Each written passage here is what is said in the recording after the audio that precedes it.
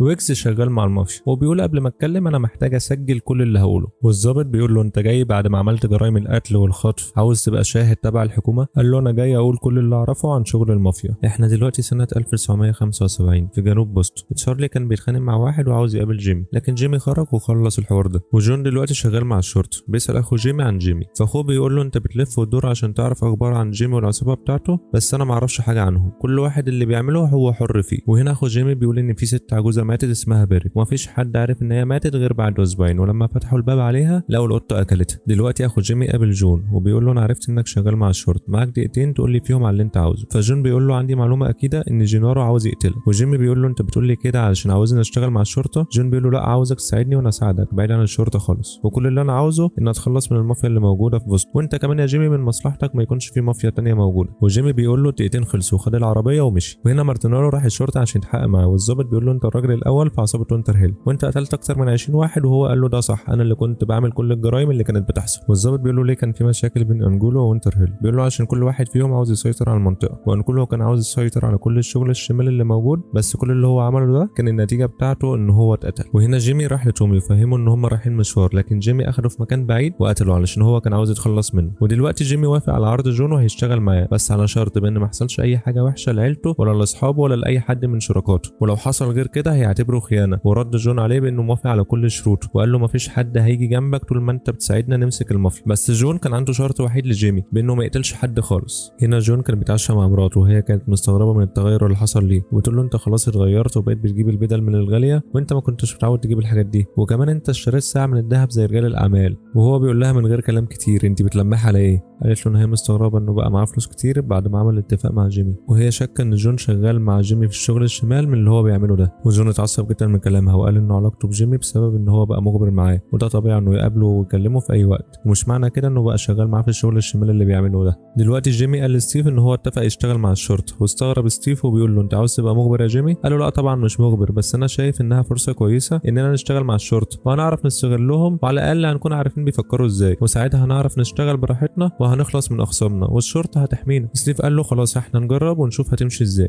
هما دلوقتي كانوا قاعدين يتعشوا مع بعض، جه تليفون لجيمي حد بيقول له ان ابنه تعبان جامد وراح المستشفى. جيمي راح يشوف ابنه ومراته بتقول له ان ابنه تعبان، وهي كانت فاكره عنده شويه برد، بس لما الدكتور جه قال لها انه عنده تعب اسمه راي، وده بيخليه مش عارف يتحرك بسهوله، لكن مفيش حد من الدكاتره عارف ينقذه. وابنه مات، وهو لما عرف الخبر ما كانش مصدق نفسه وقعد يكسر في المكان. احنا دلوقتي في سنه 1981 وجيمي وسع النشاط في الشغل الشمال وبقى بيتاجر في كل حاجه وجمع فلوس كتير.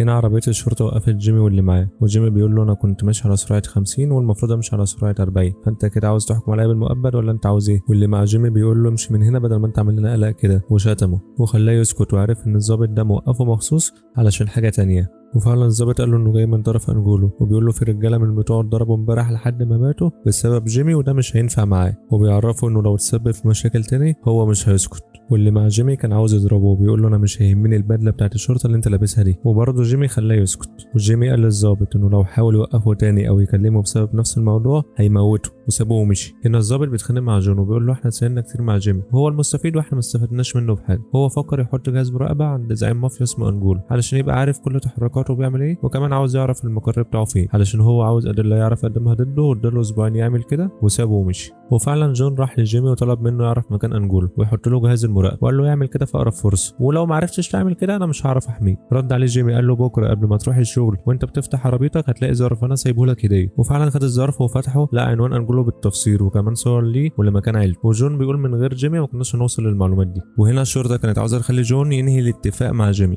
علشان هم عرفوا ان حد من الرجاله بتاعته لسه بيقتل في الناس، ودي مشكله كبيره. وجون رفض كده وقال احنا من غير جيمي مش هنوصل لحاجه، واحنا لازم نبقى معاه علشان نعرف نمسك المافيا الايطاليه، وما تقلقش انا هعرف اتصرف كويس. وهنا هم كانوا بيتكلموا انهم عاوزين يقتلوا واحد اسمه مولر، لكن اكتشفوا ان واحد مش منهم قاعد في وسطهم، وجيمي اداله شنطه مليانه فلوس علشان ما يتكلمش، واخد الشنطه ومشي. لكن لما عرف من التلفزيون انهم فعلا قتلوا مولر راح الشرطه وقال على كل اللي يعرفه وان جيمي هو اللي قتله، واداله 20,000 دولار عشان ما يتكلمش، وطلب من الشرطه الحمايه وقال ان هم اتفقوا على كده وكانوا في ميامي. وهنا راح جون لجيمي علشان يساله قتل مولر ولا لا، وجيمي قال له انا ولا اعرفه ولا قابلته قبل كده عشان اقتله. وجون قال له انا عارف انه كان عامل لك مشاكل مشاكل في الشغل عشان كده انت قتلته. جيمي قال له انا ما عملتش كده وسابه ومشي. وجيمي دلوقتي اتخلص من الراجل ده من غير تفكير عشان هو اعترف عليه. وبعد اللي حصل ده الضابط اتخانق مع جون وتهمه انه شغال في المافيا مع جيمي، وقال له انه خلاص هيلغي الاتفاق مع جيمي، وجون رفض ده. بس جه واحد قال لهم في تسجيل مهم لازم يسمعوه، وطلع تسجيل لانجولو وهو بيتكلم عن الشغل الشمال اللي بيعمله، وبكده هيعرفوا يقبلوا عليه والكل كان فرحان. احنا دلوقتي سنة 1985 وام جيمي ماتت وجون راح البيت علشان يواسيه، وخلاص بعد موت امه وابنه قبلها حس انه وحيد ومفيش حاجه بتفرحه. دلوقتي جون عزم جيمي عنده في البيت على العشاء، وجيمي سأل موريس مساعد جون عن طريقه تتبيله اللحمه دي، قال له ده سر من اسرار العيله ومش هينفع اقوله لك. بس بعد شويه قال له على السر ده، فجيمي اتضايق وقال له انت قلت لي سر عيلتك بسهوله، يعني انت كده ممكن تتكلم عني وتقول على السر بتاعي.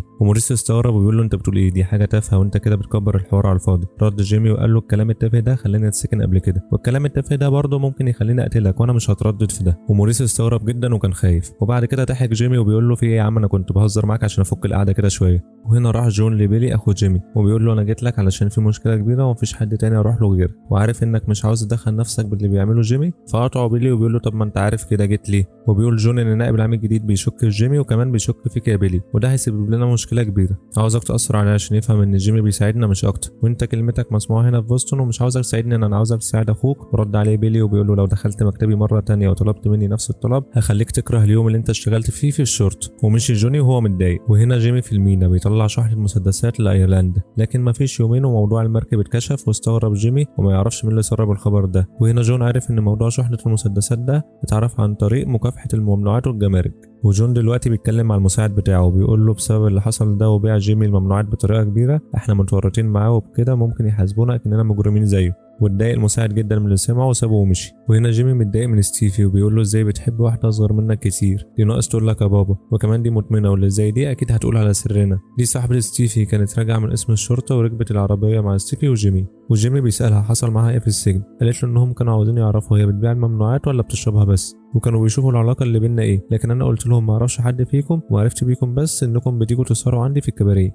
وكان جيمي جايب لها هدوم جديده واداها لها وقال لها تعالي نروح بيتك الجديد احنا جبناهولك علشان تبعدي عن كل الحوارات دي وتبقي في امان. وهي كانت مبسوطه من كده، وفعلا دخلت البيت الجديد وقعدت تتفرج عليه وكانت فرحانه. ولما دخلت اوضه النوم جيمي دخل وراها ومسكها من رقبتها لحد ما ماتت. وستيف كان شايف كده وما قدرش يعمل حاجه، وقال له انها مخبره في الشرطه وخاينه وكانت لازم تموت. ودلوقتي جيمي مسك واحد من رجالته وعرف ان هو كان السبب في التسريبات اللي حصلت، وانه كان بيقول للشرطه على كل العمليات اللي كان بيعملها، وبيقول له بسبب اللي انت عملته ده انا هتخلص منك دلوقتي من غير ما اتعب نفسي. ودلوقتي موريس مساعد جوني اتقابل مع 2 صحفيين وكانوا بيسالوه هو عارف ايه عن المافيا بتاعت جوني، وهو قال كل اللي يعرفه، والاتنين دول استغلوا المعلومات ونشروها في الجرايد، وكل الجرايم اللي عملها جيمي بقت على كل لسان. ولما جيمي عرف ما كانش مصدق نفسه. جيمي اتقابل مع جون وجون بيقول له الشرطه كشفت كل الحاجات الشمال اللي انت عملتها، وكمان بقيت متهم زيك في كل الحاجات دي بسبب اللي انت استغليت اتفاقي معاك بطريقه مش صح. ودلوقتي ويكس بيسأل جيمي ايه اللي حصل وبيتأكد منه انه فعلا كان شغال مخبر مع الشرطه ولا لا. جيمي اداله الجورنال وقال له انت هتسمع كلام كتير عني وهيتقال كلام كتير عني مش صح،